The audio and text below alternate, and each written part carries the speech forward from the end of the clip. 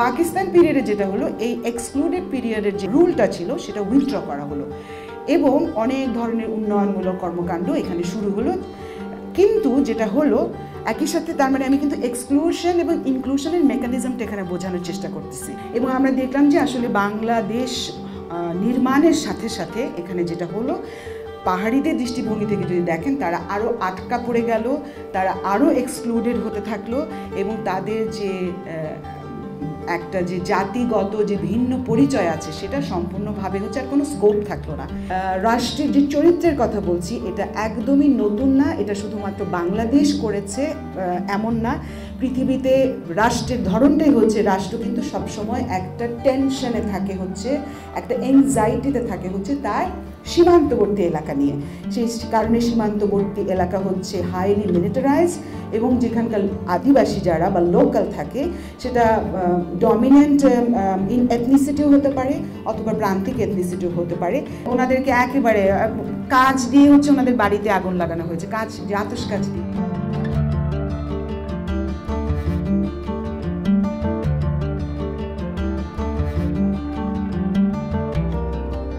শোনা যায় ইসলাম পূর্ব আরবে শীত ঋতু বছরে তাদের জন্য সবচেয়ে কঠিন, সবচেয়ে চ্যালেঞ্জিং ঋতু আগমনের প্রাক্কালে নিত্য প্রয়োজনীয় খাবার ও দ্রব্য সামগ্রীর সন্ধানে মক্কাবাসী দূর দূরান্তে সফরে বেরিয়ে পড়ত।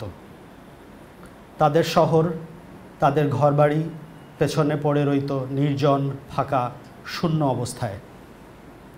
কেউ কেউ বলেন সফর শব্দটির একটি সম্ভাব্য মূল বা আদিরূপ সাফিরা, যার অর্থ ফাঁকা, শূন্য, নির্জন, পরিত্যক্ত।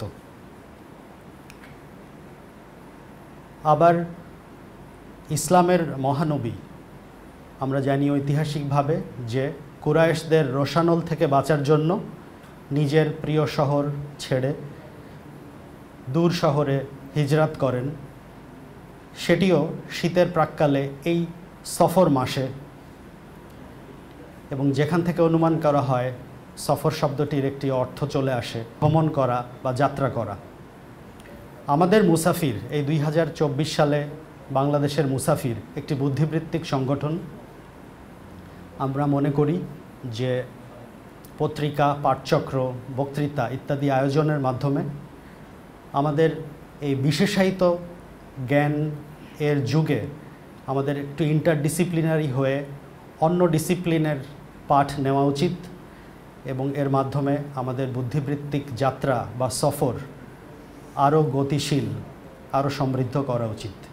আমাদের প্রথম বক্তৃতা আপনারা ব্যানারে দেখতে পাচ্ছেন, পার্বত্য চট্টগ্রামে বাঙালি অভিবাসীদের স্থিতিশীলতা এবং গতিশীলতা, এই বিষয়ে আমরা একটি বক্তব্য শুনব। এই প্রথম বক্তৃতার যিনি বক্তা, তার সম্পর্কে পরিচিতি দেওয়ার জন্য আমি আহ্বান করছি আমাদের সংগঠনের খুবই নবীনতম একজন সদস্য সুরাইয়া সেতুকে। উনি ঢাকা বিশ্ববিদ্যালয়ে ভাষাবিজ্ঞান বিভাগের ছাত্রী। শুভ সকাল। পার্বত্য চট্টগ্রামে বাঙালি অভিবাসীদের গতিশীলতা এবং স্থিতিশীলতাও একটি নৃবৈজ্ঞানিক বিশ্লেষণ। শিরোনামটি শুনলে একটু গুরুগম্ভীর মনে হলেও বক্তা ডক্টর নাসরিন সিরাজ কিন্তু খুবই প্রাণবন্ত এবং হাস্যোজ্জ্বল একজন মানুষ। নাসরিন সিরাজ তার শিক্ষাজীবন অতিবাহিত করেছেন জাহাঙ্গীরনগর বিশ্ববিদ্যালয়ে নৃবিজ্ঞান বিভাগে। সামাজিক এবং সাংস্কৃতিক নৃবিজ্ঞান শুধুমাত্র তার শ্রেণীকক্ষের পাঠেই সীমাবদ্ধ ছিল না, তার গভীর অনুরাগ এবং সমাজ বদলের সাধনা ছিল এবং এখনও আছে। জাহাঙ্গীরনগর বিশ্ববিদ্যালয়ে তার প্রথম স্নাতকোত্তর থিসিসের শিরোনাম ছিল 3 প্রজন্মে নারী শ্রমের ইতিহাস। সামাজিক গণমাধ্যমে তার পেশা জীবন শুরু হয়। তিনি বাংলাদেশের প্রথম ওয়েব ম্যাগাজিন মেঘবার্তার একজন প্রতিষ্ঠাতা সদস্য, লেখক এবং সম্পাদক। বাংলাদেশের প্রথম বেসরকারি পরীক্ষামূলক চ্যানেল 21 টিভিতে তিনি অনেক দিন কাজ করেছেন। তার গ্রন্থনা ও সঞ্চালনায় দেশজুড়ে এবং ছানাপোনা অনুষ্ঠান দুটি ব্যাপক জনপ্রিয়তা লাভ করে। নাসরিন বাংলাদেশের বিনোদনমূলক শিক্ষা অনুষ্ঠানে সিসিমপুরের স্টুডিও প্রযোজক হিসেবে কাজ করেছেন এবং একাধারে গণমাধ্যম বিশেষজ্ঞ হিসেবে কাজ করেছেন কেয়ার বাংলাদেশে। তিনি চলচ্চিত্র নির্মাণের পাঠ নিয়েছেন এবং নির্মাণ করেছেন নারীর চোখে মাতৃত্ব। ডক্টর নাসরিন সিরাজ 2006 সালে সংঘটিত ফুলবাড়ি আন্দোলনে সক্রিয় সদস্য ছিলেন। স্থানীয় এলাকাবাসীর মননে নিরাপত্তার ধারণা নিয়ে চলচ্চিত্র নির্মাণ করেন। একটি নির্দিষ্ট জনগোষ্ঠীকে তিনি অল্প সময়ের জন্য কিংবা দূর থেকে বোঝার চেষ্টা করেন না, বরং তিনি একজন নিবেদিত নৃবিজ্ঞানীর মতো একটি নির্দিষ্ট জনগোষ্ঠীর সাথে দীর্ঘদিন অবস্থান করেন, গবেষণার বাইরে তাদের সুখ দুঃখের সাথী হন। সামাজিক গণমাধ্যম হোক বা উন্নয়ন সংস্থা, ডক্টর নাসরিন কখনোই নৃবিজ্ঞানের পাঠ এবং পদ্ধতি থেকে দূরে থাকেননি। প্রতিকূল পরিবেশে নৃগোষ্ঠীর প্রতি মমতা এবং সংবেদনশীলতা হারাননি। 2008 সালে নাসরিন সিরাজ উচ্চশিক্ষার জন্য বিদেশ যাত্রা করেন। আমস্টারডামের বিখ্যাত ফ্রিয়ে বিশ্ববিদ্যালয় থেকে তিনি দ্বিতীয় স্নাতকোত্তর ডিগ্রি অর্জন করে দেশে ফিরে আসেন 2010 সালে। 2013 সালে ডক্টর নাসরিন উচ্চতর গবেষণার জন্য বাংলাদেশের পার্বত্য চট্টগ্রামে মাঠ পর্যায়ে কাজ শুরু করেন। পশ্চিমা দেশ নেদারল্যান্ডস থেকে নাসরিন সরাসরি হিমালয়ের পাদদেশে অবস্থিত ভুটানে পদার্পণ করেন 2023 সালে। কিছুদিন শিক্ষকতা করেন রাজধানীর থিম্ফুর ঐতিহ্যবাহী রয়্যাল থিম্ফু কলেজে।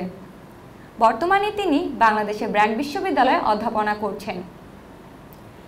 2022 সালে ফ্রিয়ে বিশ্ববিদ্যালয় নিবিড় এবং অনবদ্য গবেষণা কাজের জন্য ডক্টর নাসরিন সিরাজকে পিএইচডি ডিগ্রি প্রদান করে। এই গবেষণার একটি অংশ নিয়ে আজ আমরা তার বক্তব্য শুনব।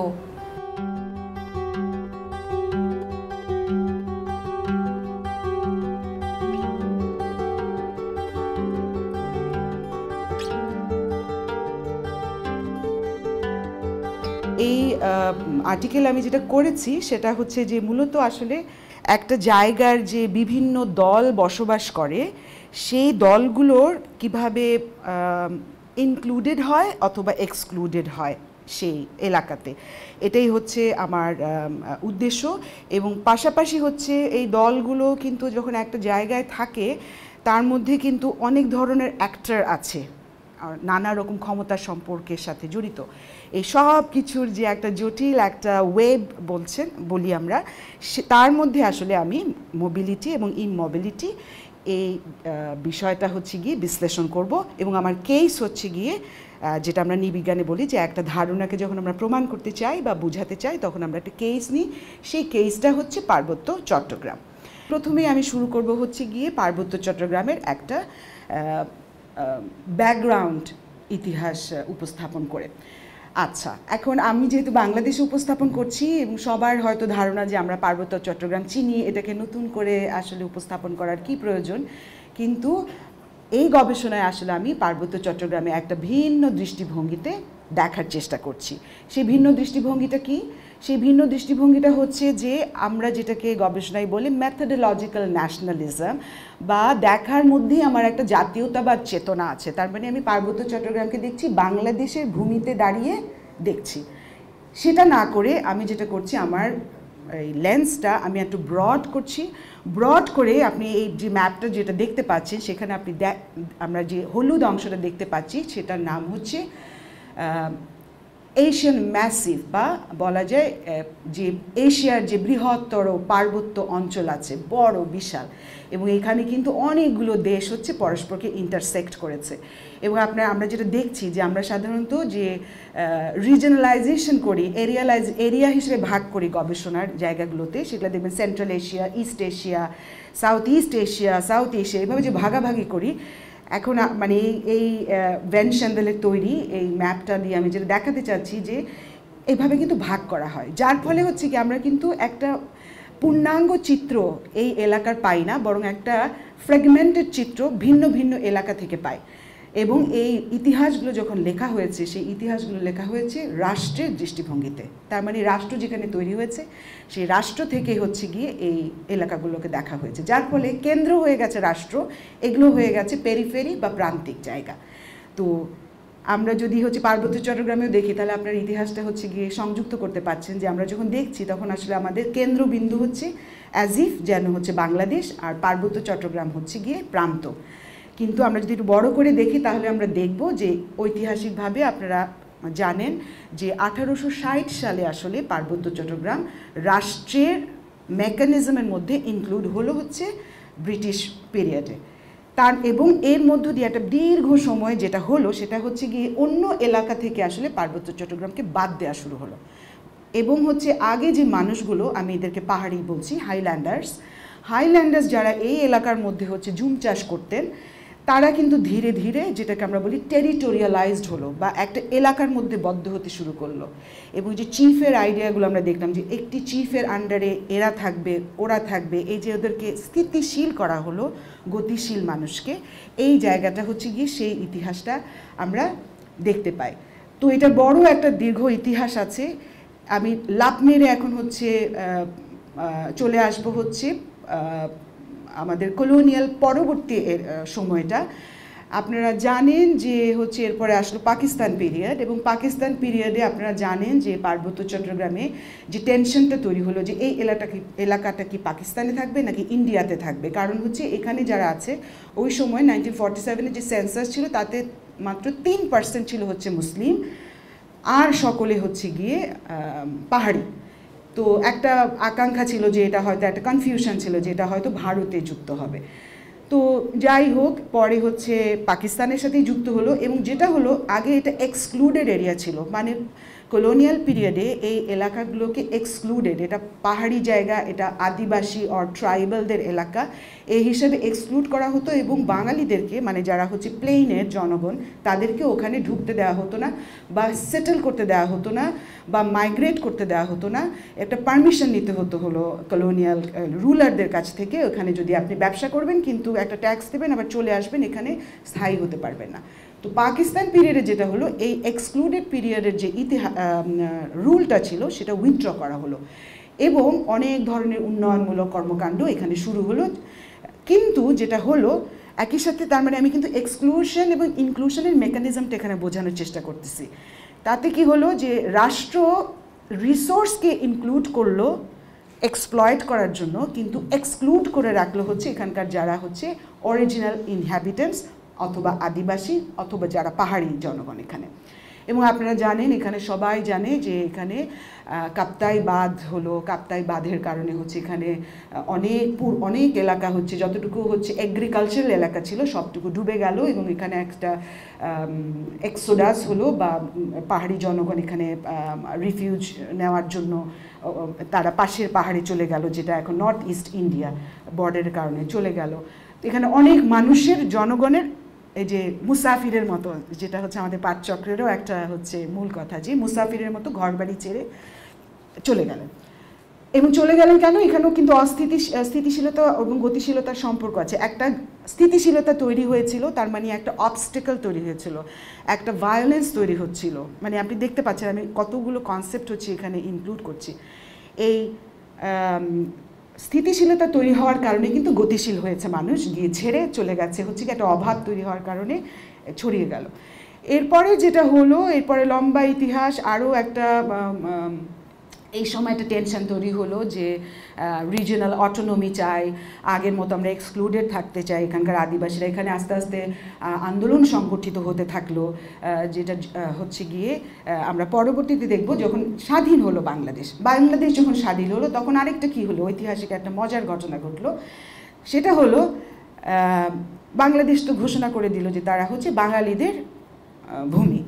বাঙালিদের ভূমি বলার সাথে সাথে কিন্তু কনস্টিটিউশনালি যেটা হলো সেটা হলো যে যারা অবাঙালি এবং অমুসলিম তারা কিন্তু অটোমেটিক মাইনরিটি তৈরি হলো। এবং ভেনশনদেল ঐতিহাসিকভাবে দেখাচ্ছেন, প্রায় 200 বছরের ইতিহাস দেখাচ্ছেন যে এই এলাকাটা কিন্তু আগে হচ্ছে কি নানান রুলার ছিল, আরাকান দিয়ে রুল হয়েছে, কখনো হচ্ছে মুঘলরা রুল করেছে। সো এটা কিন্তু একটা কন্টেস্টেড এরিয়া অনেক আগে থেকেই।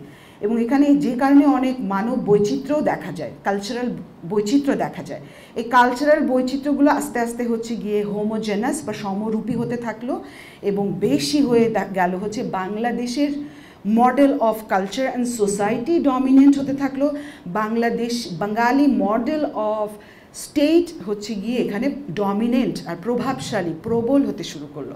এবং আমরা দেখলাম যে আসলে বাংলাদেশ নির্মাণের সাথে সাথে এখানে যেটা হলো, পাহাড়িদের দৃষ্টিভঙ্গি থেকে যদি দেখেন, তারা আরও আটকা পড়ে গেল, তারা আরও এক্সক্লুডেড হতে থাকলো এবং তাদের যে একটা যে জাতিগত যে ভিন্ন পরিচয় আছে সেটা সম্পূর্ণভাবে হচ্ছে আর কোনো স্কোপ থাকলো না। তো এটার রেসপন্সে যেটা হলো, সেখানকার আদিবাসীদের হচ্ছে গিয়ে অবশ্যই এটা মেনে নিল না। তারা হচ্ছে এখানে এবার যেটা করলো যে ৭৬ সালের মধ্যে প্রথমে হচ্ছে গিয়ে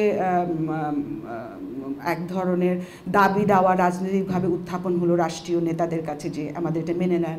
রাষ্ট্রীয় নেতা বললেন যে না, এটা মানবো না, আপনারা বাঙালি হয়ে যান। এইসব ঘটনা হওয়ার পরে এর মধ্যে আমাদের যে বাংলাদেশের যে রাষ্ট্রীয় নেতা ছিলেন তিনি হচ্ছে গিয়ে অ্যাসাসিনেটেড হলেন।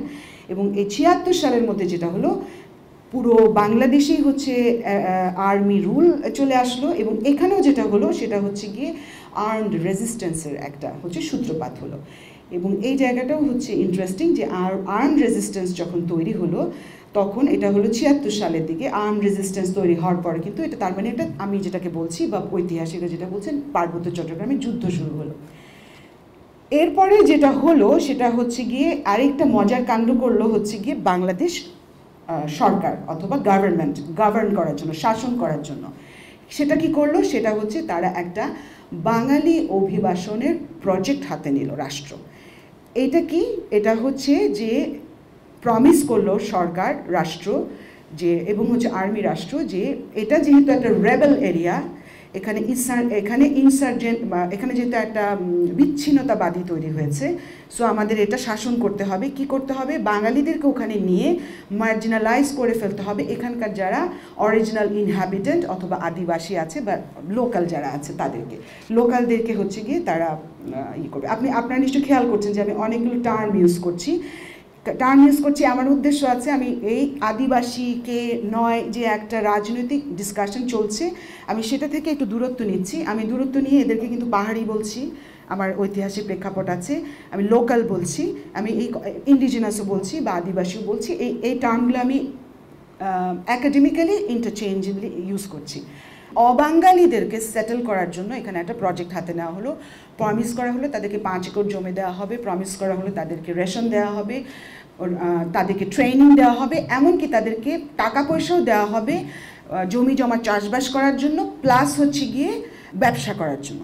তার মানে হচ্ছে একটা বিশাল কিন্তু হলো কি বলবো অপরচুনিটি যারা ভূমিহীন তাদের জন্য।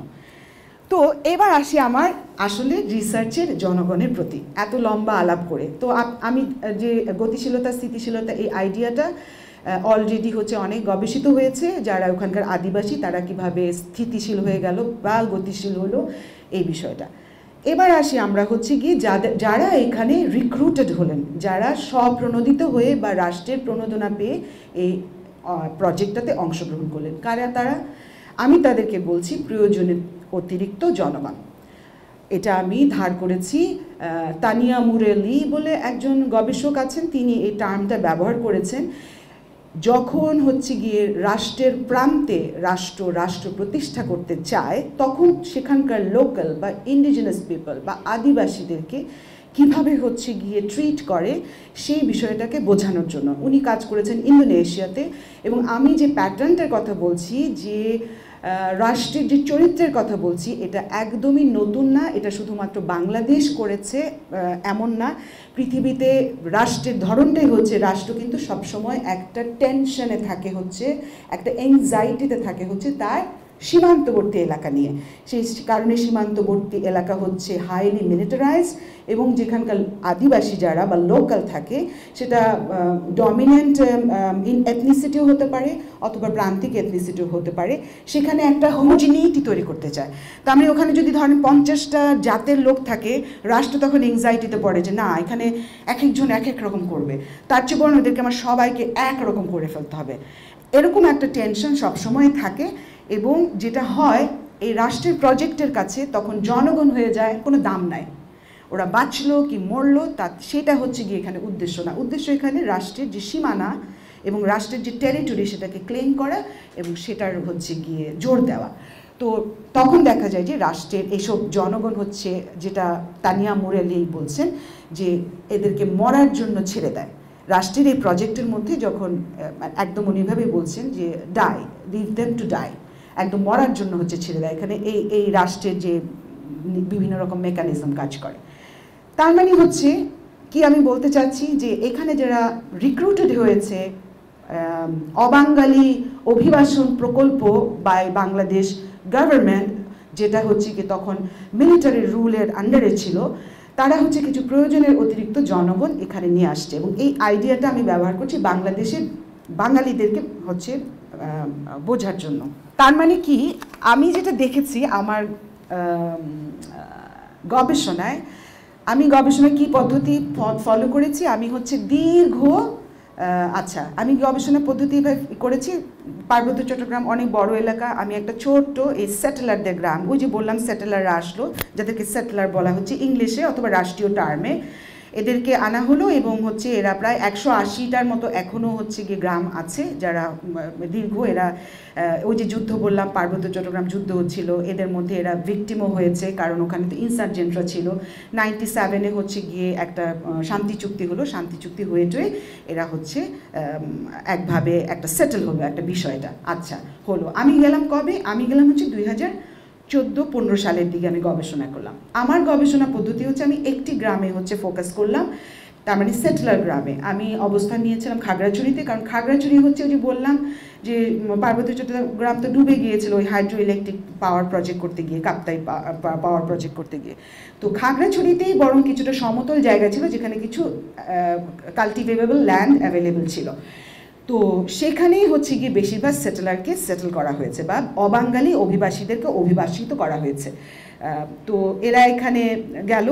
তো আমি যখন গেলাম, আমি এরকম একটা গ্রাম আমি বাছাই করেছি খাগড়াছড়িতে, এবং বাছাই করে আমি হচ্ছে গিয়ে পদ্ধতি অংশগ্রহণ করেছি যে participant observation, ethnography, interview, life history. তার মানে কি, আমি দীর্ঘ সময় থেকেছি, আমি প্রতিদিন ওনাদের ওখানে গেছি, ওনাদেরকে লক্ষ্য করেছি, ওনাদের সাথে কথা বলেছি, ইন্টারভিউ নিয়েছি, এবং ইন্টারভিউর ক্ষেত্রে আমি হচ্ছে গিয়ে বোঝার চেষ্টা করেছি যে ওনারা কোথা থেকে আসলেন, ওনারা কারা এরা।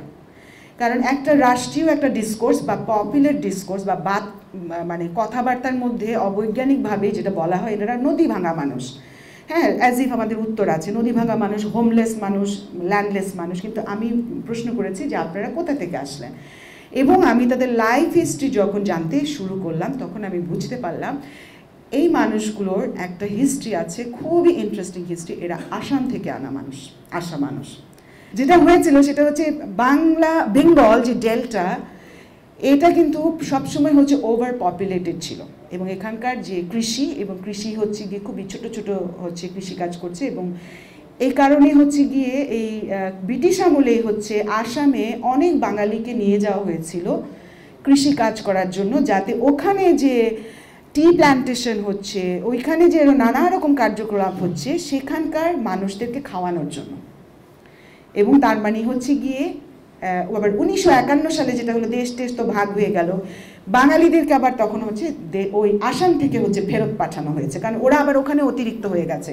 ওখানে আবার হিন্দু যারা, তারা আবার এদেরকে মেনে নিচ্ছে না। আপনারা জানেন এনআরসি সম্বন্ধে, তাই না? এনআরসির ইতিহাস কিন্তু এটা, যেটা আমরা এখনও দেখতে পাচ্ছি কন্টিনিউয়েশন। তো আমার ইতিহাসের আমি যতটুকু দেখলাম এই অভিবাসীতে, সেটা হচ্ছে গিয়ে ওনারা হচ্ছে সেই মানুষ যারা হচ্ছে গিয়ে আসাম থেকে বিতাড়িত হয়ে আবার হচ্ছে ঘুরতে ঘুরতে এখানে চলে এসছেন। এই স্লাইডের মধ্যে দিয়ে আমি যেটা বুঝতে চেয়েছি সেটা হচ্ছে গতিশীলতা। বাঙালি কৃষক, এরা হচ্ছে গিয়ে নানা রকম কৃষক আছে, বড় জোরদার আছে, ছোট জোরদার আছে, ক্ষেত মজুর আছে, নানা রকম আসলে আছে। এবং এখানে আমি দেখেছি যে আমি যাদের সাথে কথা বলেছি তাদের আসলে গতিশীলতা হচ্ছে একটা জীবন ধারণের কৌশল, মোবিলিটি, তার মানে মাইগ্রেশন অলসো।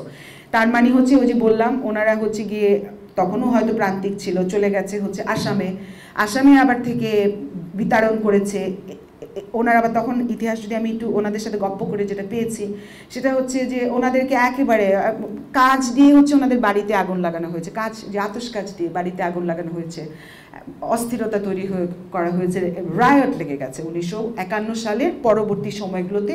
তারপরে আবার ভারত বা ইন্ডিয়া যুদ্ধ হলো, তারপরে হচ্ছে গিয়ে ওনাদেরকে এই 51 সাল থেকে শুরু হওয়ার পর থেকে যে এই যে রায়ট শুরু হলো, এরপরে হচ্ছে গিয়ে আমি ওনাদের গল্পের মধ্যে পেয়েছি যে ওনারা শুধু মনে করছেন, ছোটো ছিলেন তো ওনারা তখন, কারণ যারা বয়স্ক ওই সময় ছিল ওনারা তো অনেকে মারা গেছেন, দাদার কাছে শুনছি বা আমি ছোট্টবেলায় দেখছি ট্রাকে কইরা আমাদেরকে হচ্ছে গিয়া বর্ডারে নামায় দিচ্ছে, ট্রাকে করে, এবং আমরা খাইতে পাই নাই, পথেই কতজন মারা গেছে কোনো হিসাব নাই। এভাবে করে করে এসে হলো গিয়ে ওনারা ঠেকলো এসে বর্ডার এলাকায়, ময়মনসিংহের বর্ডার এলাকায়। এখন এটা একটু আমার তখনও আমার সুযোগ হয় না গবেষণা করার, কিন্তু ফর্চুনেটলি আমি আরেকটা গবেষণা কাজ এখন শুরু করেছি। সেটা হলো কেন এটা হচ্ছে, এবং এটারও আমি একটা পেলাম ময়মনসিংহা, পরে আমি হিস্ট্রিতেও পেয়েছি। ময়মনসিংহা বলতেছে হিস্টোরিক্যাল ডকুমেন্ট, ময়মনসিংহা লোকজন হচ্ছে গিয়ে গেছে, আবার ওরা ফেরত আসছে, গফরগাঁও লোকজন। সো আমি যাদেরকে পেয়েছি এরা হচ্ছে এই বর্ডার এলাকার, তার মানে হচ্ছে বাংলাদেশের দিকে তাকালে এই যে পূর্ব এই এলাকার হচ্ছে কি বর্ডার এলাকায় ওনাদেরকে দিচ্ছে। তারপর আবার কি হয়েছে খুবই মজার, এনাদেরকে তখন আবার করলো কি, ব্যবহার করেছে রাষ্ট্র আদিবাসীদের জমি জমা দখল করার জন্য। ওই যে হাজং, ওই যে গারো যারা ছিলেন ওই এলাকার মধ্যে, ওনাদেরকে আবার হচ্ছে ওইখানে রিক্রুট করা হয়েছে। কিন্তু আবার কিছুদিন পরে তো বাংলাদেশ স্বাধীন হয়ে গেল, আবার সবাই কেউ কেউ হাজংরা ফেরত আসেনি, হাজংরা বেশিরভাগই এলিমিনেটেড হয়েছে। কিন্তু গারো যারা আবার ফেরত এসেছেন, তার মানে তো ওনাদের বাড়িঘর আবার হচ্ছে বাড়িঘর হারা হয়ে গেছে। তখন ওনা আবার হিন্দু বাড়িতে গিয়ে উঠেছেন, আবার হচ্ছে হিন্দু বাড়িতে চেয়ারম্যান মেম্বার এই পাওয়ারফুল লোকজন আবার ওনাদেরকে হিন্দু বাড়িতে নিয়ে যায়। আবার 2 বছর আমরা কোনো মতে ছাপড়া বানায় টানায় থাকলাম, আবার হচ্ছে গিয়ে আবার ওনাদেরকে ভাগায় দিছে। তো এর মধ্যেই কিন্তু এই যে 76 সালে হঠাৎ ওনারা হইচই শুনলো যে আরেকটা প্রজেক্ট আসছে, এবার যেতে হবে আমাদেরকে পাহাড়ে, ওখানে যে কিছু রেবেল আছে যারা হচ্ছে বিদ্রোহী, যারা বাংলাদেশ চায় না, বাংলাদেশকে ক্ষতি করতে চাচ্ছে, আমরা বাংলাদেশের সৈনিক হিসেবে যাব। তো এই যে আমি যেটা বলছি আমি আবার একটু করছি যে গতিশীলতা, স্থিতিশীলতা, ভায়োলেন্স, ইনক্লুশন, এক্সক্লুশনের এই প্যাটার্নগুলোই কিন্তু আমি বুঝাতে চেষ্টা করছি এই স্টোরিগুলো দিয়ে। এই স্লাইডটাতে আসলে আমি কিছু কথা অলরেডি বলে ফেলেছি, সেটা হচ্ছে যে কেন আসলে আসলেন জিজ্ঞেস করছি। তার মানে এখানে আসলে বলছে পেটের ক্ষুধা, অভাব, এভাবে আমাকে বলছিলেন যে আর কিছুই না, হ্যাঁ কি করব, কিছু করার এখন তো ভাগাই দিচ্ছে, এখন খাইতে হবে না। সো এগুলোই হচ্ছে গিয়ে এই নন ট্রাইবাল সেটেলমেন্টে অংশগ্রহণের তাদের কাছে ওই যে রাষ্ট্রের বৃহত্তর প্রজেক্ট যে আমি রেবেলদেরকে থামাবো অথবা রাষ্ট্র গঠন করব, এটা আসলে উদ্দেশ্য ছিল না। তো এই স্লাইডটার মধ্যে দিয়ে আমি যেটা বোঝানোর চেষ্টা করছি, ওকে আমি তো আসলাম, এটা আমার শুধু ইতিহাসই তো জানার ইচ্ছা না, আমার তো বর্তমানও জানার ইচ্ছা। তা আমি যখন বাঙালিদের সাথে কথা বললাম, সেটেলার যাদেরকে বলা হয় রাষ্ট্রীয় ভাষায়, তাদেরকে আমি যেটা দেখলাম যে ওনারা আসলে পাহাড়ে কিন্তু হচ্ছে এক্সক্লুশনের শিকার হয়েছে। কিভাবে আমি এটা বুঝাচ্ছি, তার মানে হচ্ছে ওনাদেরকে বর্জন করেছে তো আদিবাসীরা, কারণ ওনারা তো আউটসাইডার, ওনারা তো মাইগ্রেন্ট, ওনারা এখানে কিছু হচ্ছে কি ওনারা ওনাদের জায়গা জমি দখল করতেছে এবং ওনারা চাচ্ছে হচ্ছে ওনাদের কি বলে ইন্ডিজিনাস অটোনমি প্রতিষ্ঠা করতে। তো যার ফলে দেখা গেছে যে এই সো কল্ড অভাবী বাঙালিরা জড়িয়ে পড়েছে একটা যুদ্ধের মধ্য দিয়ে, যেখানে আসলে রাষ্ট্র হচ্ছে গিয়ে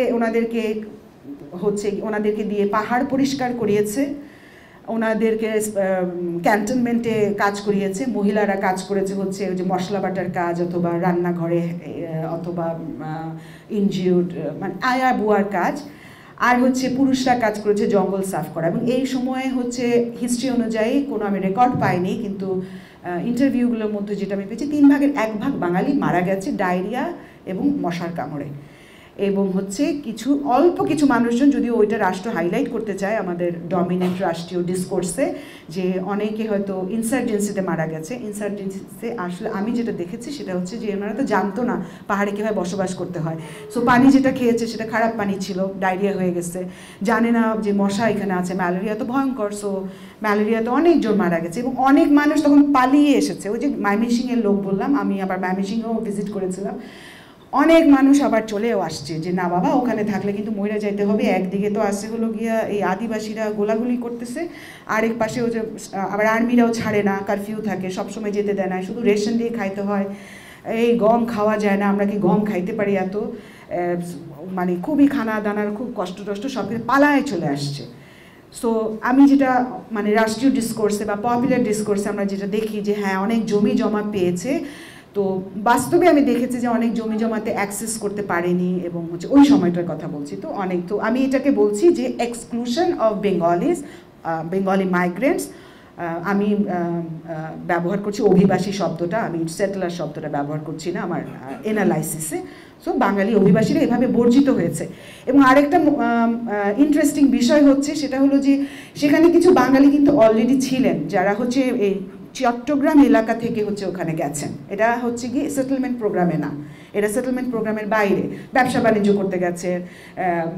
কি বলে, ছোট ছোট হচ্ছে পান দোকানদারও আছে, ফলের দোকানদারও আছে, আবার ধরুন মোটর ব্যবসাও করতেছে, সেরকম লোকজনও আছে। তো এরাও করেছে কি, এরা হচ্ছে গিয়ে এই আর্মিদের সাথে কিন্তু যুক্ত হয়ে রেশনের ব্যবসা করেছে, খাবারের হচ্ছে গিয়ে কি বলে ডিলারশিপ পেয়েছে, আর এক্সক্লুডেড হয়েছে অথবা গরিব আরও গরিব হয়েছে কিন্তু এই সো কল সেটেলার যারা হচ্ছে প্রোগ্রামে এসেছিলেন। তো আমি যেটা দেখছি যে সকল বাঙালি আবার একভাবে আপওয়ার্ড মোবিলিটি অর্জন করেছে বা জীবনকে উন্নত করেছে এরকম না। আমি আপওয়ার্ড মোবিলিটির কোনো বাংলা খুঁজে পাচ্ছি না, কিন্তু এটা একটা সোশ্যাল সায়েন্সের কনসেপ্ট যেটা আমরা বুঝাতে চাই যে তার একটা উন্নতি হয়েছে অর্থনৈতিক এবং সামাজিক। কিন্তু আমি যেটা দেখতে পেয়েছি যে এটা আসলে খুবই এত সিম্পল না, এত সহজ না। কারো কারো হয়েছে, কারো কারো হয় না। কেউ হয়তো মাস্তানি গুন্ডামি করে হয়তো একটা আর্মি হয়তো একটা পাহাড় দখল করলেন, ওখানে হয়তো উনি দারোয়ানের কাজ পেয়েছেন, কিন্তু আবার যিনি আর্মি তার তো আসলে একটা পাহাড় দখল করেছেন। সো সকল বাঙালি যে একভাবে হচ্ছে উপকৃত হয়েছেন এই সেটেলমেন্ট প্রোগ্রামের আবার এরকমও না। সো কিন্তু মূলত হয়েছে যে এই আদিবাসীরা হচ্ছে গিয়ে আবার বর্জন করেছেন এবং হচ্ছে গিয়ে প্রভাবশালী বাঙালিরা বর্জন করেছেন, এরকম কিছু ব্যাপার আছে। অমীমাংসিত জীবন, হ্যাঁ, যে সেটেলার বললে আমি এই শব্দটা আবার ইংরেজিতে ব্যবহার করছি, আনসেটেল লাইফ অফ সেটেলার্স, তাই না? এটাকে তো সেটেলার বলা হয়। এবং তারা এখানে আসলে জীবনটাকে স্থিতিশীল করার জন্য এত কষ্ট করে সেই যে দীর্ঘ ইতিহাস ওনারা বললেন যে একবার এখানে যাচ্ছেন জীবন বাঁচানোর জন্য, একবার ওখানে যাচ্ছেন, এরকম করে যে এখানে এসেছিলেন থিতু হওয়ার আশায়, সেটা আমরা আসলে দেখতে পাচ্ছি না। এখন আমরা দেখতে পাচ্ছি যে আসলে এই যে টানাপোড়েন চলছে, নানা রকম রাজনীতির শিকার। আবার 97 সালের যে পিস অ্যাকর্ডটা হলো, এটারও কিন্তু ইন্টারপ্রিটেশন বাঙালিদের দৃষ্টিভঙ্গিতে আবার হচ্ছে গিয়ে থ্রেটেনিং। কারণ তাহলে আমরা কি চলে যাবো, আবার আমাদেরকে তাহলে উঠায় দিবে, তাহলে এখন আমাদের কি হবে, আমরা তো এখানে কিছুই পাইলাম না, তাহলে আমাদের কি রাষ্ট্র আমাদের সাথে বেইমানি করলো। মানে এই ধরনের কথাগুলোর মাধ্যমে কিন্তু ওনারা যে একটা অমীমাংসিত জীবন, তার মানে আমাদের তো আসলে কিছু নাই, আমরা তো সব ফালে আসছি আসামে, আবার নোয়াখালী থেকে আসছিলাম, অথবা চর আসাম চর তো ডুবেই গেছে। তো এই ধরনের যে আনসেটেলড বা অমীমাংসিত জীবন, এটাও আমি হচ্ছে গিয়ে পেয়েছি। উপসংহার যেটা আমার, সেটা হচ্ছে আপনারা নিশ্চয়ই ইতিহাসের এবং টেনশনটা বুঝতে পারছেন যে এখানে পাহাড়ি বাঙালি একটা টেনশন আছে, রাষ্ট্র সেটা ব্যবহার করেছে। পাহাড় বাঙালিরা হচ্ছে গিয়ে মেজরিটি জনগণ এবং এনারা হচ্ছে মাইনরিটি, এবং মেজরিটি মাইনরিটি পলিটিক্স করে এই একটা সেন্টিমেন্ট তৈরি করেছে, আমরা বাঙালি, আমরা হচ্ছে গিয়ে এসেছি হলো গিয়ে এই ইন্ডিজিনাস পিপলদের হচ্ছে গিয়ে শিক্ষা দিতে, উচিত শিক্ষা দিতে, অথবা তাদেরকে মানুষ করতে। ওরা তো আসলে ঠিক সভ্য মানুষ না। তো এই ধরনের যে জিনিসগুলো, এই সব কিছু ডিসকোর্স হলো গিয়ে আছে, প্রভাবশালী ডিসকোর্স। কিন্তু আমি কমপ্লেক্স মানে হিস্ট্রি, লাইফ হিস্ট্রি দেখে আমি যেটা বুঝতে পেরেছি সেটা হচ্ছে যে এই আদিবাসী এবং বাঙালি জাতি, এই দুইটা গ্রুপকে আসলে এত হোমোজেনাস এবং ডাইকোটোমাস এবং অ্যান্টাগনিস্টিক গ্রুপ হিসাবে দেখলে বোঝা যাবে না এই বিষয়গুলো। তার মানে বাংলায় কি বুঝাতে চাচ্ছি আমি, যে দুইটা গ্রুপ এরা একদম আলাদা, বিচ্ছিন্ন, এদের সাথে কোনো মেলামেশা নাই, এবং ওরা হচ্ছে সব যারা গ্রুপের মধ্যে আছে সবাই একরকম, তা না। বাঙালিদের মধ্যে যেমন গরিব, দুঃখী, বড়লোক, প্রভাবশালী, খারাপ মানুষ, ভালো মানুষ, ল্যান্ড গ্র্যাবার, আবার হচ্ছে দরদি মানুষ যারা মনে করছে যে না, আমরা সবাই কিন্তু আল্লাহ বানাইছে আমাদেরকে মানুষ, আমরা সবাই সমান, এরকম মানুষ আছে। আবার হচ্ছে যে যুদ্ধের সময় পানি খাওয়াচ্ছে বা বাঁচাচ্ছে, এই ধরনের মানুষ আছে। পাহাড়িদের মধ্যেও কিন্তু আছে পাহাড়ি বাঙালি, তার মানে হচ্ছে কি এটা ঠিক এগুলো মানুষের গ্রুপ। তো সো গ্রুপগুলো, ক্যাটাগরিগুলো অনেক রাষ্ট্র তাদের নিজস্ব সুবিধার জন্য ব্যবহার করে, শাসন করার জন্য। কিন্তু আমরা যদি বিজ্ঞানী হিসেবে দেখি তাহলে আমরা দেখবো যে আসলে এই গ্রুপগুলো আসলে এত বেশি সলিড না, এটা হচ্ছে অনেক বেশি সেপারেট না, অনেক বেশি মেলামেশা আছে, এবং এর ভিতরে কিন্তু অনেক ধরনের হেটারোজেনিটি কাজ করে, অথবা অনেক ধরনের ছোটোখাটো নুয়ান্স, ঝাপসা ঝাপসা, ঝিরিঝিরি অনেক কিছু কাজ করে। আবার গতিশীলতা স্থিতিশীলতায় ফেরত যাচ্ছি, যে গতিশীলতা স্থিতিশীলতা দিয়ে যে কেউ আটকে পড়ে যাচ্ছে, কেউ এক্সক্লুডেড হচ্ছে, ভায়োলেন্স হচ্ছে, আমি গতিশীলতা এবং স্থিতিশীলতাকে দেখতে পাচ্ছি যে এগুলো আসলে ঠিক বাইনারি না। যখন উনি আটকে পড়ে যাচ্ছে, যে রাষ্ট্র যখন বর্ডার তৈরি করে দিল, তার মানে উনি আর ভারতে যেতে পারছেন না, ওনাকে কিন্তু এখন অভিবাসনের জন্য চলে আসতে হবে আরেকটা প্রান্তিক এলাকায়, যেখানে উনি ভাবতেছে যে হ্যাঁ এখানে খালি জায়গা আছে, এখানে আমি যদি একটা পান দোকান দেওয়াও বসি তাহলে আমার কেউ ডিস্টার্ব করবে না, অ্যাটলিস্ট আমি ভাত খেতে পারবো। এখন আর কিন্তু উনি চট করে চলে যেতে পারছে না, হচ্ছে আসামে গিয়ে হচ্ছে ওখানে কাজ করতে পারছে। তার মানে একটা স্থিতিশীলতা তৈরি হচ্ছে, আর বর্ডার তৈরি হচ্ছে, একটা অবস্টেকল তৈরি হচ্ছে। এই অবস্টেকল অথবা মানুষের যে একটা অভাব তৈরি হচ্ছে, অভাবটাকে আমি স্থিতিশীলতার মধ্যে আমি ইনক্লুড করছি। এটা কিন্তু আবার তাকে মোটিভেট করতেছে গতিশীল হওয়ার জন্য। সেই কারণে আমার কনক্লুশন হচ্ছে যে এই যে স্থিতিশীলতা এবং গতিশীলতার যে রেজিম, আমি বলতে চাচ্ছি রেজিম অফ মোবিলিটি, মানে এই যে শাসন, আমাদের জীবনটা যে শাসিত হচ্ছে গতিশীলতা এবং স্থিতিশীলতা দিয়ে, এর ভিকটিম আসলে দুটো গ্রুপই। এটা হচ্ছে দুটো গ্রুপই হচ্ছে ভিকটিম, এবং এইভাবেই আমরা দেখলে বুঝতে পারবো। কিন্তু আমরা যদি দেখি যে বাঙালি পাহাড়ি বিভাজন আছে, তাহলে আমরা আসলে এই নুয়ান্স হিস্ট্রিটা বুঝতে পারবো না। অনেক ধন্যবাদ।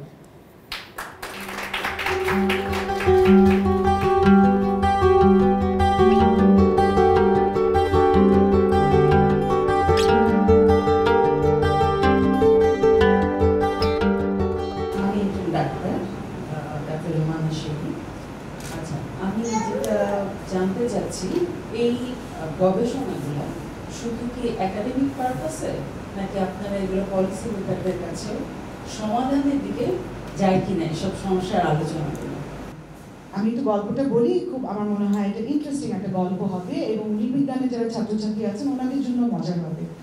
সো আমি যেটাকে বলি, আমাদের যখন একটা প্রপোজাল লিখতে হয়, আমাদের কিন্তু সোশ্যাল রেলেভেন্স এবং পার্সোনাল একাডেমিক রেলেভেন্স দুটোকে পরিষ্কার করতে হয়। নৃবিজ্ঞান আমাদেরকে এভাবেই ট্রেন করে, এবং আমি যেভাবে ট্রেইনড অ্যানথ্রোপোলজিতে, আমার কিন্তু একটা সবসময় হচ্ছে আমার পার্সোনাল মোটিভেশনটা কি, কেন আমি গবেষণাটা করলাম, এটা আমি নিজেই হচ্ছে যেটা খুব গুরুত্বপূর্ণ মনে করি। তো যেটা হলো, আমার পরিচয়ের সময় বলা হয়েছিল যে আমি হচ্ছে কি উচ্চতর গবেষণা করতে, তো হচ্ছে ফ্রাই ইউনিভার্সিটিতে গেলাম অ্যামস্টারডামে, এবং তখন আমি গবেষণা কাজ করলাম হচ্ছে গিয়ে ফুলবাড়িতে কয়লা খনি প্রতিষ্ঠিত হবে, সেটা নিয়ে একটা আন্দোলন হলো, তখন সেই আন্দোলনের সাথে আমিও যুক্ত ছিলাম। পরে একটা গবেষণা করলাম যে কিভাবে হলো, আসলে কেন এই যারা আন্দোলন করছেন তারা আন্দোলনে অংশগ্রহণ করলেন কেন, ভেরি সিম্পল কোয়েশ্চেন, কিন্তু একাডেমিকভাবে খুবই গুরুত্বপূর্ণ প্রশ্ন। আমি এই প্রশ্ন করতে গেলাম। আচ্ছা, এরপর আমি দেখলাম যে আমার ভাবসাবের মধ্যে, আমার ধরনের মধ্যে, নিজস্ব ব্যক্তিগত ধরনের মধ্যে একটা অ্যাক্টিভিস্ট অ্যানথ্রোপোলজিস্ট ধরনের ভাব আছে। আচ্ছা, খুব গর্বিত ছিলাম আমি সেই বিষয়টা নিয়ে। তো সেই সময়ে আমি পিএইচডিও করব, আমার মাস্টার্স শেষ। আমার যিনি হচ্ছে সুপারভাইজার, তিনি হচ্ছে এথনিসিটি এক্সপার্ট। এথনিসিটি ওনার এক্সপার্টিস। উনি কাজ করেছেন বাংলাদেশে গারো এথনিসিটি কীভাবে গঠিত হলো এই বিষয়ে, এবং ওনার সাথে যখন আমার প্রথম দেখা হয়েছিল নেদারল্যান্ডসে, আমি ওনাকে চিনতাম না, যদিও উনি বাংলাদেশে কাজ করেছেন, পিএইচডি কাজ করেছেন। তো উনি আমাকে প্রথম দিন দেখে হচ্ছে গিয়ে, কারণ উনি হচ্ছে গারোদেরকে দেখেছেন, ওনার চোখে কিন্তু বাঙালি হচ্ছে প্রবল জনগোষ্ঠী, অত্যাচারী জনগোষ্ঠী, এবং আমি হচ্ছে বাঙালি মুসলিম রিপ্রেজেন্টেটিভ ইন নেদারল্যান্ডস। উনি কিন্তু আমাকে দেখছে, উনি বাঙালি না কিন্তু, হ্যাঁ। উনি আমাকে বলছে, ও তুমি কি গারো ভাষা জানো? আমি না, আমি গারো ভাষা জানি না। এবং আমিও হচ্ছে খুব বিরক্ত যে বিদেশি মানুষ কি চিনে কি জানে। তখন উনি আমাকে একটা প্রশ্ন করেছিলেন, যে তারপরে আমি বলছি যে তুমি কি জানো যে আমি গারোদেরকে নিয়ে কাজ করেছি, গারো কারা তুমি চেনো? বলছে হ্যাঁ, একটা আদিবাসী গ্রুপ বাংলাদেশে। তো আদিবাসী মানে কি? আমি বাংলা শব্দটা ব্যবহার করেছিলাম। তারপর বলছি ওই যে থাকে না ইন্ডিয়াতে যেমন, ইউএসএতে যেমন রেড ইন্ডিয়ানস, সি আমি কিন্তু অলরেডি মাস্টার্স করেছি এবং উচ্চতর গবেষণা করেছি, আমার গবেষণা মোটামুটি শেষ, কিন্তু দ্য রং কনসেপ্ট আমার আছে মাথার মধ্যে। এটাই কিন্তু আমাকে ভুগিয়েছে, যে আমি বুঝতে পারছি না আসলে, কারণ এথনিসিটি বাংলাদেশের একটা সমস্যা, যে আমরা এত বেশি বাঙালি প্রভাবের মধ্যে বসবাস করি, তখন আমরা জানি না যে আসলে অবাঙালি এবং অমুসলিম কিছু জনগণ এখানে আছে, কারণ আমাদের ডিসকোর্স, জাতীয় ডিসকোর্স এত বেশি প্রভাবিত ওই প্রভাবে। আমিও সেটার দোষে দুষ্ট আমার মাথা। তো আমি ওনার প্রতি কৃতজ্ঞ যে উনি তখন আমাকে এটা ধরাতে সাহায্য করেছিলেন। তার মানে আমার একাডেমিক ট্রাস্ট অলরেডি তৈরি হয়েছে। কিন্তু তারপরেও একটা ঘটনা আছে, আমি আসলাম, আমি পার্বত্য চট্টগ্রামে কাজ করব, এটা নিয়ে আমি তখন মোটিভেটেড। কেন মোটিভেটেড? 2010 সালে আমি গিয়ে আমার মাস্টার্স শেষ করি এবং আমি তখন খুঁজতেছিলাম আমার পিএইচডি টপিক। 2010-এ পার্বত্য চট্টগ্রামে একটা জাতিগত দাঙ্গা হয় 2010-এ। খুব লেখালেখি হচ্ছে, সবাই খুব টেনশন, এদেরকে বাঁচাতে হবে, ইন্ডিজিনাস পিপলদেরকে বাঁচাতে হবে, তাদেরকে রক্ষা করতে হবে, এরকম খুব গল্প চলছে। আমিও একজন অ্যাক্টিভিস্ট, আমিও খুব জানতে চাই, বুঝতে চাই। এবং আমি তখন শেয়ার করতেছি ফেসবুকে বসে বসে এই দাঙ্গাতে কত ঘর বাড়ি পুড়ে গেছে, যেগুলো আমরা ইউজুয়ালি করি না, আমরা ছোট মানুষরা করি না, যে শেয়ার করছি এবং নিজে যে আসলে আমি টেনশনে, আমার হচ্ছিল, আসলে খারাপই লাগছিল, তো আমি শেয়ার করছি। তখন আমার সুপারভাইজার আমাকে নক করলো, ও দেখেছে আমি শেয়ার করছি ফেসবুকে, ও নক করলো আমাকে যে নাসরিন, তুমি কেন বাঙালিদেরকে নিয়ে আগ্রহী না? মানে তখন আমি ভাবলাম যে হ্যাঁ, কেন আমি বাঙালিদেরকে নিয়ে আগ্রহী না, কেন আমি এত হোয়াইট ম্যানস বার্ডেন যেটাকে আমরা বলি, আমার কেন এরকম উদ্ধার করার ইচ্ছা সারাক্ষণ, কেন আমি নিজের দিকে তাকাচ্ছি না? এবং আসলেই তো আমি জানি না যে সেটেলার, সাধারণত আমরা পত্রপত্রিকায় দেখি না জাতিগত দাঙ্গা, সেটেলাররা মেরে ফেলতেছে, আক্রমণ করতেছে। তো সেটেলার যদি বাঙালি হয়, হ্যাঁ আসলেই তো আমি জানি না কারা, আসলেই কারা। সো আমি পার্বত্য চট্টগ্রামের প্রবলেম সলভ করার জন্যই আসলে এই সামাজিক দায়িত্ব থেকেই কিন্তু আমি কাজটা শুরু করেছিলাম, এবং সেপারেট না আমার একাডেমিক ট্রাস্ট এবং সোশ্যাল ট্রাস্ট, এটা যদি আমি আপনাকে বলি। কিন্তু এখন আমার স্ট্রাগলটা কারেন্ট স্ট্রাগল, আপনি এই জন্যই বললাম যে আপনার প্রশ্ন মজা লেগেছে। এখন তো আমি বুঝে ফেলেছি ঘটনা, আচ্ছা ঠিক আছে। এরপরে আমি এখন লিখছি একটা এথিক্স অফ ফিল্ড ওয়ার্ক, একটা পেপার লেখার চেষ্টা করছি, এবং আমি আসলেই গিয়ে আমি স্ট্রাগলে আছি যে আমি যা জেনেছি সেটা কি আসলেই আমার প্রচার করার দরকার আছে, আসলে কি শুনতে চায়? কারণ আমার একটা কাজটা কিন্তু নিশ্চয়ই প্রশ্নটা আসবে, আমার কাজটা শুনলেই মনে হয় যে আমি বোধহয় বাঙালিদের সাথে সাইড নিচ্ছি, বাঙালিদের যে করুণ কাহিনী আমি তুলে ধরে যেন আমি একটা নরম মন করে ফেলতেছি এবং ইন্ডিজিনাসদের বিরুদ্ধে হয়তো আমি দাঁড়াচ্ছি। এখন আমি তো আসলেই এটা নিয়ে সামাজিক দায়িত্বটা পালন করবো কিনা, নাকি প্রকাশ না করাই একাডেমিক ছোট জায়গাতেই প্রকাশ করাতে হবে আমার অ্যাক্টিভিজম, আমি জানি না, আমি প্রশ্ন আছে আমার। বাট অবশ্যই আমি চাই যে রাষ্ট্র মানে কি, আমি পলিসি তো আমি পরিষ্কার যে কি পলিসি হবে এখানে, কিন্তু এটার মধ্যে যেসব পাওয়ারফুল অ্যাক্টররা জড়িত আছে, সেই পাওয়ারফুল অ্যাক্টরদেরকে কনভিন্স করার জন্য কিন্তু আমাদেরকে, সেদিনই একটা গল্প করছিলাম, একাডেমিকে একটা ডিসকাশন হচ্ছিল যে নলেজ শেয়ারিং, এডুকেটিং পিপল। মানুষ যদি ডিমান্ড না করে, মানুষ যদি রেসিস্ট আচরণ করে, বাংলাদেশের মানুষ যে আদিবাসীদেরকে আমরা উদ্ধার করছি, ওরা তো পিছিয়ে আছে, তো আমি আসলে ওই জায়গাটাই বোধহয় হয়তো আমার এখন ট্রাস্ট, সামাজিক দায়িত্ব পালন করতে গেলে অনেক বেশি একাডেমিক দায়িত্ব হয়তো পালন করতে হবে, to share our knowledge with ordinary people. এবং যে কারণে আসলে শাহনেওয়াজের এই ইনভাইটেশন আমি কৃতজ্ঞ, আমি গর্বিত, এবং আমি আমার ধন্যবাদ দিচ্ছি যে আমি আশা করছি যে সাধারণ মানুষের মধ্যে আগে এই জিনিসটা তো আসবে যে দুটো গ্রুপ আসলে আলাদা না। আমরা কথা বলছি পাহাড়ি বনাম বাঙালি না, আমরা কথা বলছি regime of mobility and immobility, regime of state making, regime of category making, regime of state border making, যেটার ভিকটিম আসলে উভয় পক্ষ। তারা আসলে আমাদের শত্রু কে? শত্রুটা আসলে যারা ক্ষমতায় আছে তারা। ডক্টর নাসরিন সিরাজকে অনেক ধন্যবাদ। আমি তানভীর লতিফ, আমি পেশায় চিকিৎসক। আমার প্রশ্নটা খুব সহজ হয়তো, সেটা হলো যে পাহাড়ি বাঙালি এবং পাহাড়ি যদি দুটো আলাদা সমাজ আমরা চিন্তা করি, এই দুটো সমাজের মধ্যে আপনি যেমন বললেন যে তাদের মধ্যে এখনো জানাশোনা, যোগাযোগ এখনো আগের মতো একটু অ্যান্টাগনিস্টিক, এমন কি কোনো সামাজিক প্রবণতা এখন দেখা যায় ওইখানে, যে যাদের মধ্যে যোগাযোগ, সেটা ব্যবসা বাণিজ্য হতে পারে, সামাজিক সম্পর্ক হতে পারে, বা তার মধ্যে কিছু উন্নতি বা যোগাযোগ বাড়ছে এবং জিনিসটা তারা। আমার একটা চ্যাপ্টার হচ্ছে কি ইন্টার এথনিক ম্যারেজ নিয়ে, এবং ইন্টার এথনিক ম্যারেজ নিয়েও কাজের একটা মজার ব্যাকগ্রাউন্ড আছে। যখন আমি গেলাম পার্বত্য চট্টগ্রামে, আমি তো ঢাকা শহরের সোকল্ড অ্যাক্টিভিস্ট, হ্যাঁ, খুব নিয়ে গেছি যে ওখানে দেখবো যে সবাই বোধহয় মারামারি করছে। আমি গিয়ে দেখলাম যে না, সবাই তো হচ্ছে বন্ধু বান্ধব, হ্যাঁ, একসাথে বসে মদ খাচ্ছে, যদিও হারাম, কিন্তু হারাম খাচ্ছে, লুকিয়ে খাচ্ছে। দেয়ার আর মেকানিজম না সমাজে, আমরা একদমই সাধারণ মানুষ হিসেবে চিন্তা করি। আমি এবং ওনারা কাছাকাছি তো মানুষই তো আমরা শেষমেশ। শুয়োরের মাংস খাচ্ছে, বিয়েতে গেছে, হ্যাঁ। আবার ওই যে আমার আরেকটা ছবি হচ্ছে, এটা সবচাইতে কনফ্লিক্ট জোন, এটা হচ্ছে পানছড়ি বাজার। এটা হচ্ছে একদম প্রথম যেদিন আমি বেড়াতে গেছি। বেড়ানো মানে হচ্ছে কি আমরা একটু এক্সপ্লোরেটিভ করি, এক্সপ্লোরেশন করি, যখন ইয়েটা করি আমরা প্রপোজালটা লেখার পরে একটু এক্সপ্লোর করি যে আমি যা বই টইতে পড়েছি আসলে আদতেই এটা ফিজিবল কিনা, রিসার্চ করার জন্য। তো এটা একটা, এই পাশের ছবিটা এক্সপ্লোরেটিভ ফিল্ড ওয়ার্ক থেকে আমি হচ্ছে আমরা ঘুরতে ঘুরতে পানছড়ি বাজারে গেছি। তো হচ্ছে আমাদের হাতে মোবাইল ফোনটা নিয়ে ওই যে উনি নিলে, পাশেই তো ওনার বান্ধবী মুসলিম, হ্যাঁ, পাশের লোকটাই তো হচ্ছে ওনার পাশের বাড়ির প্রতিবেশী। মানে দেখেই তো বোঝা যাচ্ছে কত সাধারণ আসলে একটা বাজারে আসছে মুরগি বেচতে, আর জন্য তো ডিম কিনতে আসছে, হ্যাঁ, বসে পান খাচ্ছে, গল্প করছে, দেখ আমাদের ছবিটা কত সুন্দর হয়েছে। আমরা তখন ওই ছবিটা তুলছিলাম, আইফোনটা বোধহয় আমার সুপারভাইজারই ছিল, ছবিটা বোধহয় আমি নিয়েছিলাম, এরকম কিছু একটা।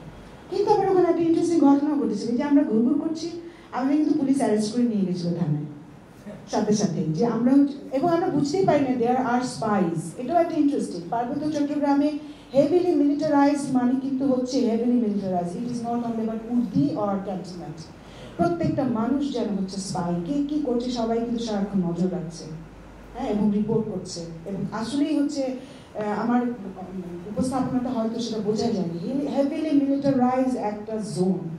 এটা আপনি মানে আমি যে দীর্ঘ সময় রিসার্চ করেছি, আমাকে হয়তো আরেকটা মেয়ে দেখে তো বিশেষ করে পাত্তা দেয় না কেউ, সবাই ভাবছে ঘুরে বেড়াচ্ছে একটা মহিলা মানুষ, আল্লাহ জানে করতেছে, হ্যাঁ, হয়তো একটা পুরুষ গেলে হয়তো বেশি অ্যাটেনশন দিত স্টেট ফোর্স। আমাকে দেখতে পাচ্ছি আমি ঘুরে বেড়াচ্ছি, বাজার করতেছি, আনতেছি, বন্ধুদের সাথে ঘুরে বেড়াচ্ছি, এখানে যাচ্ছি সেখানে যাচ্ছি, ভাবছে যে হয়তো একটা মানে বেশি ভয়ের বিষয় না। তো সেটা কারণ, কিন্তু একবার আমাদেরকে পুলিশ অ্যারেস্ট করে নিয়ে গিয়েছিল, জানতে চেয়েছিল। আর ওখানে হচ্ছে একটা বিয়ের অনুষ্ঠান, আপনি দেখতে পাচ্ছেন একটা খুব লাভলি একটা ক্রিশ্চিয়ান গাউন পরা, পিঙ্ক গাউন পরা, উনি একটা মারমা বিয়ে হচ্ছে। এই ছেলেটা চিটাগং ইউনিভার্সিটি অ্যানথ্রোপোলজি পড়াশোনা করেছে, উনি আওয়ামী লীগের একজন ওখানে তরুণ প্রভাবশালী, কিন্তু আমাদের খুব বন্ধু। তো so what I have seen, যেটা আপনার যদি প্রশ্ন আমি অ্যাড্রেস করি, অর্থনৈতিকভাবে অবশ্যই আদান প্রদান, জয়েন্ট কোলাবোরেশনে অনেক ব্যবসা বাণিজ্য দোকানপাট আছে, কিন্তু কোনোভাবেই কিন্তু আমি emphasis দিচ্ছি না, it is harmonious. It is not harmonious because in equal relationship is always very clear. একই সাথে মানে সেখানে আমি কনভিভিয়ালিটি কনসেপ্টটা ব্যবহার করেছি। কনভিভিয়ালিটিটা হচ্ছে মানে এটা হচ্ছে আরেকজন মাইগ্রেশন নিয়ে কাজ করা অ্যানথ্রোপোলজিস্টের কনসেপ্টটা উনি এভাবে ব্যবহার করেছেন যে আপনি জানেন যে আপনি অসম, কিন্তু আপনি সবসময় তো আসলে ঝগড়া করছেন না, এক। দুই নাম্বার হচ্ছে আপনি প্রমাণও করছেন না যে আমি আপনাকে ভালোবাসি, আমি আমার স্বার্থের কারণে, জীবনযাপনের কারণে কিন্তু আমরা শেয়ার করছি অনেক কিছু, করি না আমরা করি তো। আমরা রিক্সাওয়ালা তো আমাকে মানে অপরাধের কারণে মেরে ফেলে না, ঠিক আছে, আমরা তো একটা সামাজিক একটা চলাচল আমাদের আছে। সো এখানেও তাই, যদিও unequal relationship of between two groups is very clear, এবং হচ্ছে গিয়ে সারাক্ষণ একটা টেনশন আছে, কোনো সময় একটা মোবাইল ফোন কেউ চুরি হয়েছে, মারামারি শুরু হয়ে যেতে পারে, আছে সেই টেনশনটা। বাট একই সাথে হচ্ছে সামাজিক লেভেলে আপনি যেটা বলছেন ইটস ভেরি ট্রু, যেটা একমাত্র হোপ আমাদের জন্য যে এটা এক্সিস্ট করে। এবং ওই যে এথনিক ম্যারেজের কথা যেটা বললাম, আমি গেছি, আমি দেখলাম যে তো এথনিক ম্যারেজও আসছে, হ্যাঁ, ইন্টার এথনিক ম্যারেজ আসছে। তখন আমার বন্ধুরাই বললো যে হ্যাঁ তুমি এটা কি বলবে, অবাক। বাট এটা অবাক হওয়ার কিছু না, আমার বন্ধুদের মধ্যেই অনেকে আছে ইন্টার এথনিক ম্যারেজ, এবং এটা আমি হচ্ছে গিয়ে দেখেছি যে ইন্টার এথনিক ম্যারেজের ক্ষেত্রেও আমি বলবো এটাও আসলে হারমোনিয়াস বলা যাবে না। এটাকে আমি বলছি যে এখানে আইডেন্টিটি একই সাথে কনস্ট্রাক্ট হচ্ছে, রিকনস্ট্রাক্ট হচ্ছে, ব্রেকিং হচ্ছে, মেকিং হচ্ছে, ইটস লাইক এ প্রসেস। আপনি এক্ষুনি বিয়ে করলেন, বাসা থেকে বাইর করে দিল আপনাকে, তারপরে একটা বাচ্চা হয়ে গেল, তখন একটু নাতির মুখ দেখবে বলে একটু আসলো, তারপর 25 years of sacrifice and living life like you also, হ্যাঁ, যে ওখানেও যেটা হচ্ছে যে কোনো এক কারণে উনি হয়তো বিয়ে করেছেন, আবার হয়তো কোনো সমাজই মেনে নেয়নি, একটা অ্যান্টাগনিস্টিক ভাব। আবার সময়ের মধ্য দিয়ে দেখা গেছে একটু একটু ভালোবাসা, একটু একটু মেলামেশা, একটু একটু, কিন্তু এটার মানে কিন্তু এখন এরকম না যে আরেকজনের আইডেন্টিটি নিচ্ছে বা নিজের আইডেন্টিটি ছেড়ে দিচ্ছে। সো আমার কনসেপচুয়ালাইজেশন ছিল it's like a flow, it's like a process, breaking and making relation identity সেই ক্ষেত্রে।